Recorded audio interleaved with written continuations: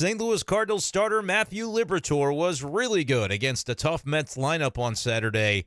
But where in the world are the Cardinal bats right now? We'll talk about it coming up on B-Schaeff Daily.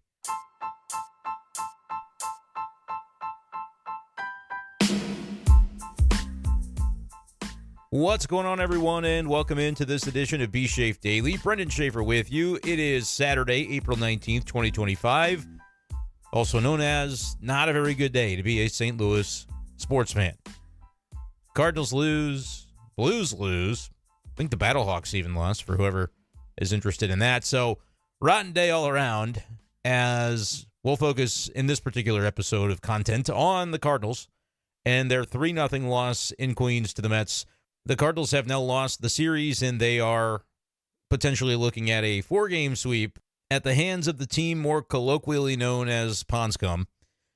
But they've got a pretty good ball club this year, and the Cardinals are getting beat up by them this week. Now, Matthew Liberatore, the Cardinals starter on Saturday, was really good. I think this might have been the best that we have seen him, even though Libby had statistically a better game against the Phillies his last time out. But I was really impressed by the stuff we saw from Liberatore today. And yeah, remembering the box score from that game, 6 innings, no runs allowed, 3 hits allowed against Philly. Yeah, he was probably better that day. He was really good today, though. 6 2/3 was 1 out away from getting through the 7th inning before Oliver Marmol had to go to his bullpen to get that final out of the frame. Only 2 runs allowed by Libby, 6 hits, 1 walk, 6 strikeouts. Through 4 starts, Matthew Liberatore just a grand total of 2 walks. He has really commanded the strike zone and has 24 strikeouts in 25 innings. He's got a 3.60 ERA. He's doing a fine job and justifying his place in the rotation for sure. I think that this is something that could stick over the course of time. We're obviously going to see what does it look like for Libby from an innings perspective. I think becomes kind of an interesting conversation because I think a lot of people looked at this situation and the decision the Cardinals made to put him in the rotation, and they might have been skeptical from the beginning that he would be able to hold up and would be able to last in a starter's role because, well, we've seen him look so good at times in a relief role, but we haven't necessarily seen him put it together consistently in the past when the Cardinals have used him as a starter. But if he keeps looking like this, the Cardinals won't want to take him out of the rotation. But it could get interesting because of the innings count. He had 86 innings pitched last year. I wonder how many the Cardinals will let him go this season. Probably wouldn't hesitate to get him up over 110, 120, maybe even beyond that. But I guess it is something that could come into play. Didn't really think we'd get this far. I think that's what a lot of folks would say. I didn't really know either way. I was glad the Cardinals gave Libby the opportunity to start because of his good spring training and because it means more for 2026. Miles Michaelis isn't going to be on this team next year. Steven Matz is not going to be on this team next year. Liberatore is under team control and very well could be, probably will be. And if he can do so as a starter for an affordable salary, that's what the Cardinals are looking for. And so in a transition year, he made perfect sense as somebody to crack the opening day roster in your starting rotation. So we'll see as time goes on what Libby looks like, but so far, so very, very good. I think that's at least a positive you could take away from today. But the bats are something that we've got to talk about. And it could set up an interesting scenario here because we will go down on the farm and mention some of the quality stuff from Masyn Winn in his rehab assignment. He is very close to returning to the Cardinals.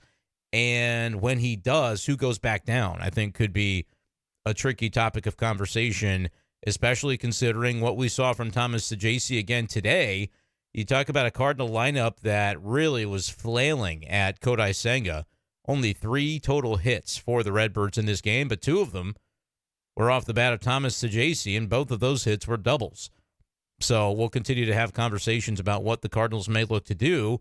Wynn's coming back. It's not going to take very long. I think he's eligible Tuesday. But Saggese hitting .433 with a 1052 OPS. That's not the kind of guy that a team sitting at 9-12 has the liberty to send back to AAA. I don't really care what the reasons are that you think it should be. You don't have enough spots to play him every day when the Winn returns. Whatever the argument would be, falls really, really flat when you look at the Cardinal offense right now. An offense that we had been able to kind of tout the stats and say, hey, look, the Cardinals, I know that they're below 500 or they're really not showing up quite the way you want them to in the standings just yet. But, hey, you can look at these team stats and feel really good about things. Well, about that, starting to slip. They're ninth now in OPS instead of, I think a couple of days ago before the Mets series, they were top 5. They're still fourth in batting average, just behind the Cubs by percentage points at 264. Sixth in on base, and this isn't all of baseball, by the way, but they're now down to 10th in slug. And again, the OPS down to 9th. So still top 10. Like, if the Cardinals finish there, you feel pretty good about that. But the way they're trending recently is becoming a topic that we can no longer ignore. Not that we were ignoring it before, but we were looking at it and saying, well, the Cardinals are at least in these statistical categories doing a pretty good job, and so the drumbeat rolls on. But you look at the recency, it ain't been good. And I saw a stat from Bernie Miklasz. This was, I think, something that he tweeted out during the game. Of course, you can hear all Bernie's great stuff now at Sports Hub STL. If you had followed Bernie's YouTube journey and his new channel, his channel is still sitting there, but it's dormant for the time being, with Bernie putting a lot of his content on Sports Hub STL. So make sure you search for that. It's the old Charlie Marlowe YouTube channel, if you're familiar with his work from the past several years. But Bernie put on Twitter this afternoon, and he's B_Miklasz, still using a newer account because he got hacked once upon a time. So if you aren't following Bernie, you might think you are, but it's his new account, B_Miklasz on Twitter. First 9 games for the St. Louis Cardinals, they averaged 6.9 runs per game, had a 304 average, a 383 on base, a 485 slug. A lot of good numbers here. That equates to an 868 OPS. They hit 1.6 home runs per game and a homer every 23 and a half at bats. And to boot, they had a 318 average with runners in scoring position. Another stat that the Cardinals still rate pretty favorably if you're looking at the full season numbers. I'll check here what they are. I think before today it was like a 275 mark. I had just looked at it yesterday. Can't imagine they had too many chances today with RISP, so I don't know how much that might have changed. They probably went like 0 for 4, 0 for 5 with RISP. I'll check. They're 265 with RISP on the year overall, and they were actually 0 for 8 with RISP. So those doubles by Saggese end up getting stranded on those spots. And actually, in one of those cases, he wasn't stranded, but he took off on contact after he had gotten to third base, and they gunned him down to the plate. That was a contact play, one of those where, again, I think instinctually you'd like to see Saggese a little better in that spot. But I'm going to spend very little time ripping on him because he was the only guy to really hit today. We'll talk about Nolan Gorman, too. I think that is a topic of conversation in the comments, and wouldn't be surprised if it were, because he did not have a good day at the office, which you maybe could have expected with the pitching matchup. The off-speed stuff that Kodai Senga possesses can give Gorman fits. But nevertheless, I want to get back to reading that tweet from Bernie. Basically, the first 9 games, the Cardinals had been really, really good in these offensive categories. And that early start has sort of put the Cardinals in a spot where those numbers from the first 9 games have been buoying the team totals. And this doesn't even count today's game. I'm checking the timestamp. Bernie sent this at 1:55 p.m. Central. Game didn't start till 3. The last 11 games, and this was before today's game where they only had 3 hits, 3.4 runs per game, 240 average, 294 on base, 355 slug, 648 OPS, 0.6 homers per game, a homer every 53 and a half at bats, 231 average with RISP. At this point, it's inevitable. We have to acknowledge it, that the Cardinals have been a bad offense for the last almost 2 weeks now. Because after 12 games, I can tell you none of those numbers went up after they were shut out by the Mets on Saturday. So, yeah, the Cardinals were first 9 games of the season merchants, it seems, where they played 6 of those games at home, and we know that their home record is still 8-4. Their road record is now a woeful 1-8. And it's unavoidable. I mean, it's a fact of life at this point. I understand Boston's a good team. The Mets are a good team. Those are 2 playoff teams. And you went to Pittsburgh, and it was brutally cold there, and nobody had any fun. I understand all those things, but the record is the record is the record. And at the end of the day, we can read off all the stats we want. That is the only stat that matters. And for a Cardinals team that we know is said to be in transition, it's a transition year in terms of how they're handling the development system. The front office is in transition because it'll be run by a new president of baseball operations next year. The payroll is down as part of this process. All these things are true, but as we evaluate the players, as we evaluate the coaching staff, all of those things, I think wins still is the measurement, right? That's still the tool that you use. You understand that there are factors at play that make it more difficult to accomplish those wins. I'd rather be the team with the $300 million payroll for sure. But the Cardinals, I think, are said to still have some talent on this team. And so if they end up underperforming and having a pretty bad win-loss record this year, that's going to be indicative, I think, of a spot where they might start to clean house. And I'm not really speaking specifically to the coaching situation. Like, that's going to be fluid. That's going to be Heimblum's decision. I think the player personnel could look very, very different next year.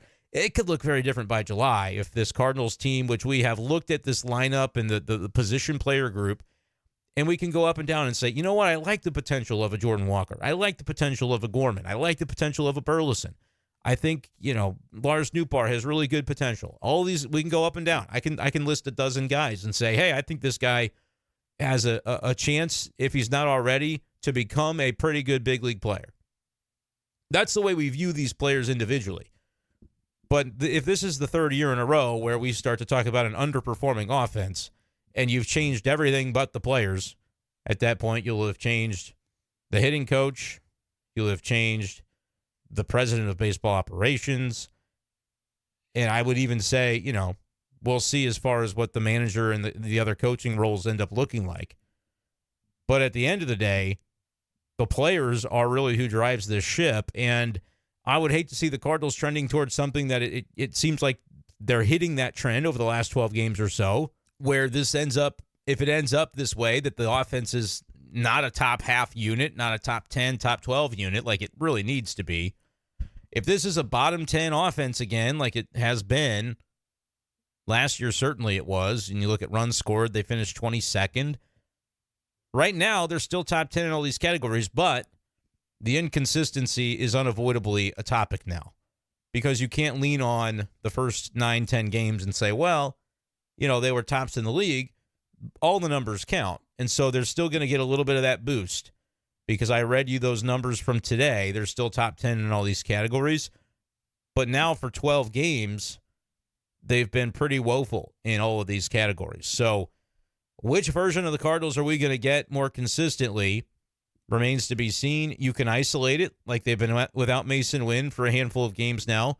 They've been without Ivan Herrera for really most of this stretch that we're talking about, and he was their best hitter statistically before he went down with that injury. So I think you're missing some guys for sure, but teams have injuries. Like, it's not going to negate the realities of a season. If every team that had a bad record at the end of the year, which I'm not saying the Cardinals for sure will, but they've got one now. 9-12 doesn't cut the mustard. I can do the math on it. 9 divided by 21 is a 428 winning percentage. Multiply that by 162.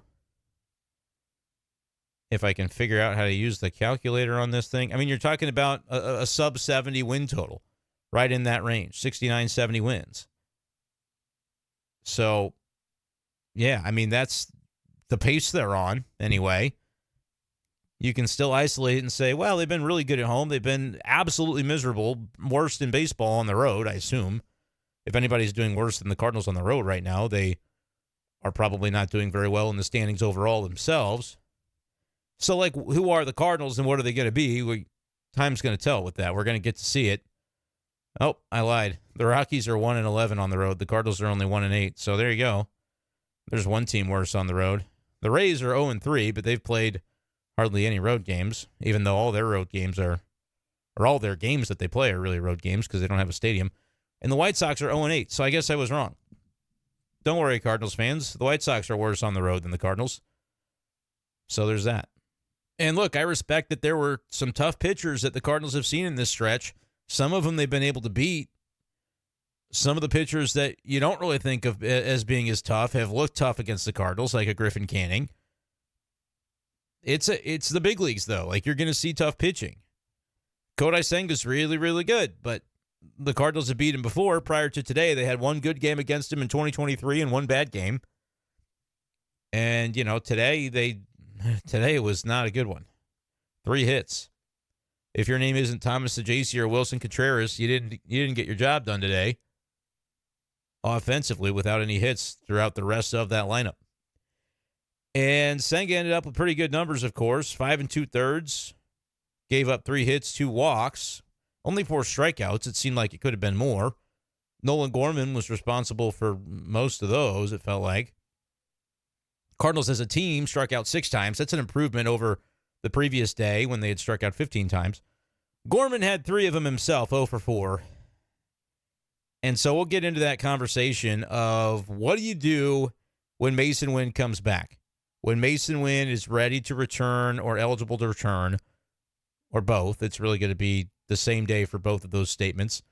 What happens? Because it was Thomas Saggese that came up when Winn first hit the shelf. It should not be Thomas Saggese going back this time. There's no way that it can be.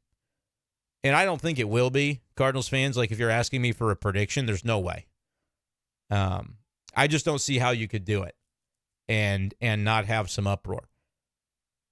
And I'm not saying it's going to be fair to whoever goes down or that it's ideal or that it's, I'm not rooting against anybody here, but I am rooting on the Cardinals to make the right call and keep Saggese on the team and figure it out. Like, you get him in the lineup.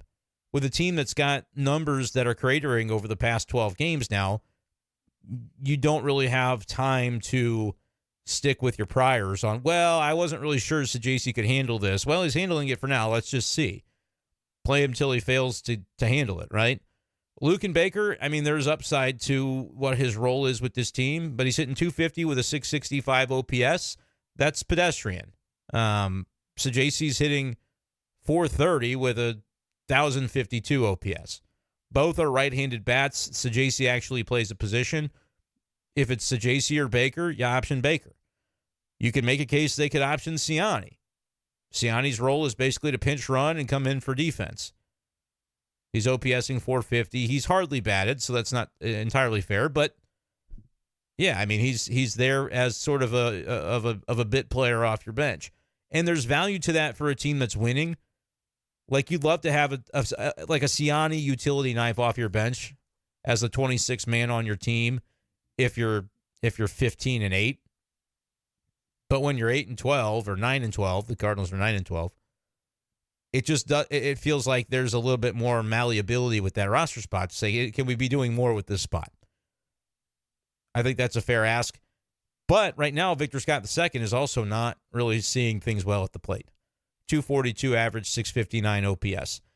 It's getting to the point where, you like a lot of what Victor does, but is he going to be on this team for the long haul, or will there be a spell in Memphis in his future for 2025? I'm not trying to make predictions on that, but I would say I wouldn't rule it out. For now, I would still say I'd rather see Victor getting the bulk of the time in center compared to Siani. There's another way the Cardinals could go with it. We saw Brendan Donovan in left field today with Jordan Walker getting a day off from the lineup. And there was one moment late in this game where you could have seen a pinch hit opportunity as the Cardinals had a left-heavy presence in their lineup at that point in time. I believe Burleson and Gorman both took at bats in the 8th inning, I believe it was, against A.J. Minter, tough lefty. And Ollie just kind of let it happen. I think there'd be an argument. And by the way, it was mentioned to me, too, from last night, going back to that 5-4 walk-off loss, the Lindor home run game from Friday, that there might have been an argument to use a lefty off the bench against Brazoban, who the Mets, is not their top choice to necessarily have with the game on the line there, trying to close it out. Donovan hit the home run, a lefty off of him. And then I believe it was Walker, Saggese, Pages, and you don't get Gorman or Burleson off the bench, which could have happened, obviously. You'd have to rearrange some things, and maybe you burn the DH, and part of that is Nootbaar is in the DH spot. So if the Gorman argument, probably not very strong. It's always going to be, I think Ollie's preference is going to be Burleson every time over Gorman, just at this point with the way those two are perceived. And watching Gorman today on Saturday, I would have to say I personally would agree with that. Even in a situation where it's, not a forkball guy, I just think Gorman's consistency right now is not such that he would be ahead of Burleson in that pecking order. But it was mentioned on some of the YouTube comments on Friday, and I kind of regret that I didn't think to at least bring it up. when a lefty does homer off of Braziban, you have him maybe on the ropes a little bit. But, like, is Ollie going to pinch hit for Jordan Walker? Probably not. Not right after the Donovan home run, right? You're hoping that Walker can start the next rally to be able to get you a run. Okay, Saggese, he, was 1 for 4 with 3 strikeouts Friday, but as we've talked about, he's one of the guys swinging it better in your lineup right now, so you probably don't want to pinch hit for him specifically.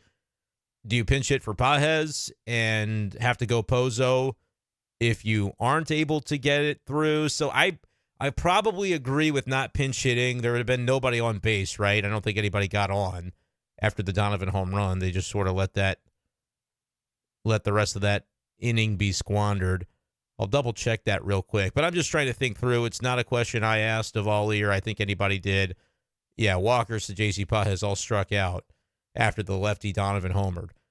So at what point do you go, oh man, he's really mowing down righties now. We have to, with nobody on base, bring in a pinch hitter that could mess things up. You'd rather have Pages than Pozo if you don't score another run there. So you're keeping your best catcher in the game defensively. So you wouldn't have pinch hit for him. And I think maybe the argument would have been Saggese. And if you had pinch hit Burleson for Saggese, let's say, because you think he takes a better at bat than Gorman, although with bases empty, maybe you're going for the home run ball, and so Gorman would have come in. But either way, it would have been Burleson, and then you have to bring Gorman in to play second. Donovan moves to short, so you burn 2 guys, and all you'd have left for a potential extra inning game, which is what you're hoping to have at that point. All you'd have left is your backup catcher, Pozo. So I did want to spend a moment there on that, just kind of talking myself through the Friday scenario. But I think there's some merit, too, that you could say Saturday, why not take the opportunity there to pinch hit against A.J. Minter, because you had virtually the opposite scenario where you had a couple of righties on the bench that would have been viable. And Burleson would have probably been the guy that you would have taken out there in the 8th inning. Baker and Contreras had walked. You had first and third after the ground out from Donovan, and then Arenado walks, so they're loaded. Yeah, bases loaded at bat. Alec Burleson against A.J. Minter. I don't know if that was something anybody asked Ollie about. And Burleson was the DH, so it would have been real simple. You could have figured out a way. And I'm thinking it would have been off your bench because Baker had started the inning, so he wouldn't have been available. But yeah, Jordan Walker would have been sitting there. So you could have had Walker take that at bat in the 8th inning, which would have been the Cardinals' best chance to do something. And it was only 2-0 at the time. They didn't give up the 3rd run until the bottom of the 8th. And if you get a base hit in that spot, if it's Jordan Walker, and look, I think Ollie's preference in terms of just who he trusts more, and you don't have to agree with him on this, and I don't know if I necessarily would either, but if his preference is I trust the at-bat Burleson's going to take over the at-bat that Walker's going to take, even if it's a left-on-left for Burley, he's going to put the ball in play, and at that point you needed a base hit, you tie the game. I think that's probably part of what is baked into that decision. So, right or wrong, I'm not necessarily saying that's just a bona fide 100%, yeah, I would have gone Burleson. It's clear, though, that I think in the case, and we've talked about this being a developmental year or a transition year, and it's sort of tricky because sometimes Ollie's going to pull the trigger on some type of decision, and sometimes he's going to let something play out. And, like, for that moment, was it, hey, let's let it play out for Burleson to take an at-bat and try to, put the ball in play and be, he's less of a strikeout guy than Walker, and all you need is a ball in play, and then anything can happen because a base hit scores 2. Is that probably the decision there? Sure. And remember, too, last year we talked a lot about Walker not actually having the splits you would expect. He hasn't been, like, super strong in his career against lefties, so that's probably part of it, too. It's just, I think you're smart baseball fans. Cardinals fans are smart baseball fans, so they'll see, well, hey, wait a second, lefty on the mound, you'd want a righty batting, or vice versa. If it's a righty on the mound, you'd want a lefty batting.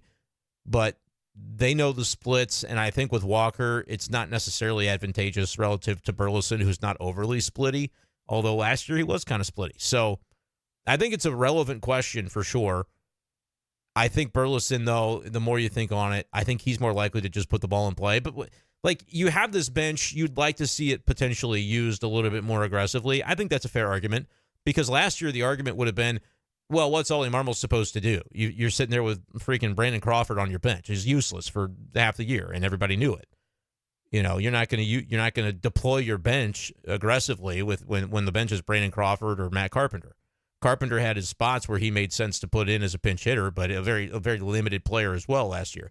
This year, I feel like the bench is a lot more sensibly orchestrated. It's designed in a much better way, but push keeps coming to shove, and we're seeing more times than not recently Ollie Marmol kind of sticking with who's out there. And I think look, there have been times in the past where I've said, I feel like this is a coin flip decision, and so there's not really a right or wrong answer. There's behind-the-scenes things that may be dictating him one way or another. This is one where I don't know what he would say because I haven't asked him specifically about this, but knowing that he's got faith in Burleson to be a guy who puts the ball in play, I think that would have been the reasoning behind Saturday's answer. And we kind of talked about, well, who are you pinch hitting for on Friday night? You're going to leave Pedro Pages in that game because nobody was on base. You're not anticipating necessarily being able to take the lead there. You're waiting. I think honestly, he's probably waiting on Friday for somebody to get on base again, so you can put the wheels in motion and see about getting a guy in scoring position, and then you're going to make sure the best guy is up there. Otherwise, you're thinking a little bit more long game, knowing that if you don't score here, it's going to have to be something that happens in the 10th, and so you'd like to have your options available to you then. Is kind of what I think was going on there. But let me know what you think, Cardinals fans. Interesting stuff. And unfortunately, just in the case of Saturday's game, yeah, that was your biggest and best spot to be able to get something done. And it was 2-0. And look, they had John King just stay in the game to throw the 8th inning, and it's a home run. He gets hit by Alonso. That's a horrifying matchup for John King. Like, I think if John King faced Alonso 1,000 times, Alonso's probably homering like 450 times. Like, it's just not, you could have predicted that one. But at the same time, you're already down 2-0. You're not going to try to waste an additional reliever who's not fresh, and you don't know what you're going to get from him necessarily against the middle of the Mets order. So that one was what it was.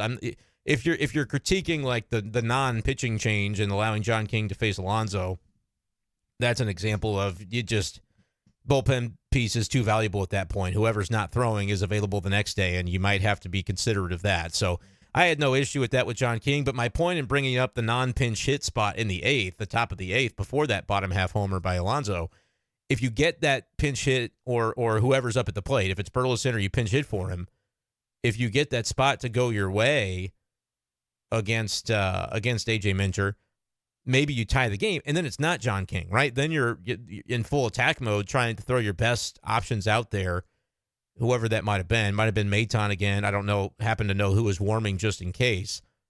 But it would have changed the dynamic of everything completely. So that is an important spot, but at the end of the day, and I can look it up too, if I'm going to talk long enough about that spot, I might as well give you the background on the splits for Jordan Walker, because he would have been the righty off your bench that would have made sense. Looking to today, making sure I've got the right game pulled up because I was pulling up both of those box scores. Pozo was your catcher, so like you weren't going to have Pages pinch hit as a righty if you felt like he might have been a better at bat than Burleson, which I don't think they would think that.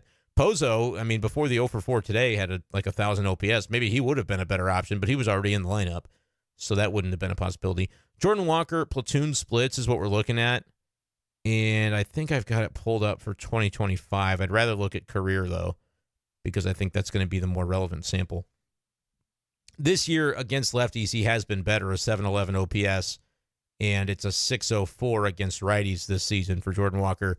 For his career, though, he's a 745 against righties and actually a 687 against lefties. And that's a little bit weird. You wouldn't expect that for right-handed hitter, and I'm sure there's a good explanation potentially as to why that might be.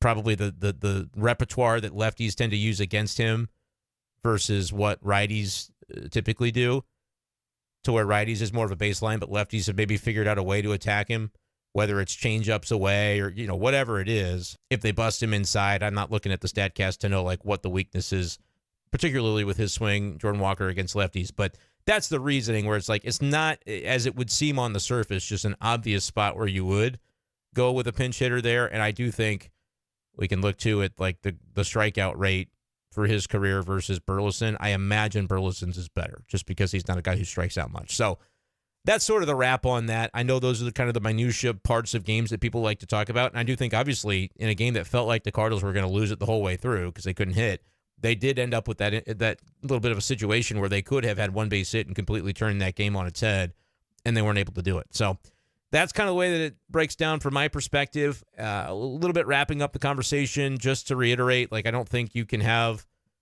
a situation where Thomas Saggese goes down when Masyn Winn returns. What could Masyn Winn look like when he returns? Well, that might be the cue for us to go ahead and go down on the farm. It's time to go down on the farm. Brought to you by Hastings Layers Premium Eggs. You'll be happier than a jackass eating thistle. Huh? So Masyn Winn for the Memphis Redbirds on Saturday had a nice game. Batting leadoff, he was DHing, so not playing the field there. But 2 for 5. A home run, and then another home run. Both hits for Winn were homers, left the yard, 2 runs scored, 2 RBIs, obviously. So, yeah, I think he's back to cooking and being ready to rock and roll. When he comes back, though, what the Cardinals do could be interesting. My take, and actually my prediction for the moment, is that they option Luken Baker, which I don't really know what that serves, and I'm not 100% sold that that's what they do. But it's one of those deals where if you're talking about, okay, righty off the bench that's going to play every time against lefties. That's sort of been Baker's role. He's not performing as well at the plate as Saggese, and Saggese offers defensive flexibility to where he'll actually be able to find his way into the lineup more often than Baker. So if you feel like the balance of righties and lefties on the roster is what you want it to be, swapping Saggese for Baker from that standpoint would make sense. The other could be, Siani, and if it is, then if you're feeling like, hey, Baker can come around, and right-handed batting has been a little bit of a weak point for the team so far, outside of Arenado, and obviously now Saggese, and the catchers, I guess, as well. Pozo with pretty good numbers still. But Contreras is obviously a work in progress right now to get him back up to speed. He had another hit today and walked as well, so of the 3 Cardinal hits, he was one of them. Saggese the other 2, and he reached base twice. Only Saggese and Contreras were able to say that today because nobody else reached base twice. So on the upswing, slowly but surely. But you look elsewhere, like Jordan Walker struggling right now offensively, trying to figure things out. Do they want to have one more piece to be a potential right-handed presence and really stack it against left-handed starters and then start plugging in the lefties off the bench? You know, maybe you can do it that way. Baker or Siani, I think, is what it comes down to. They've still got a couple days to decide that.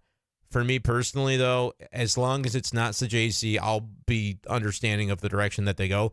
I just think it would be foolish, and it would be bad optics. And in a season where you're trying to convince Cardinals fans to kind of keep in tune and stay paying attention to what's going on, even as the record slips a bit, don't slap him in the face by taking a player who's hitting as well as anybody on the team. And I'm not saying Saggese will sustain it. You could play him for 3 more weeks, and he could be right down to a 650 OPS. And if that happens, then he'll have earned that. But you give him the chance to earn that, right or wrong, good or bad. You let him play that out on the field because of the things that he has shown so far offensively. He's done a really nice job offensively. I've seen him do fine at shortstop. I'll say for both Saggese and Donovan, the play we've seen from both of those guys at short has been perfectly adequate, if not above average. So I don't have any issues with that. But Wynn's going to come back, and he's going to be playing. He's going to be playing that shortstop position again. And yeah, might it mean you have a little bit of a difficulty finding who to put up on a daily basis in that lineup? Sure. But Saggese's a guy that I think right-handed bat that's producing, you got to keep that here because the Cardinals don't have too many of those right now.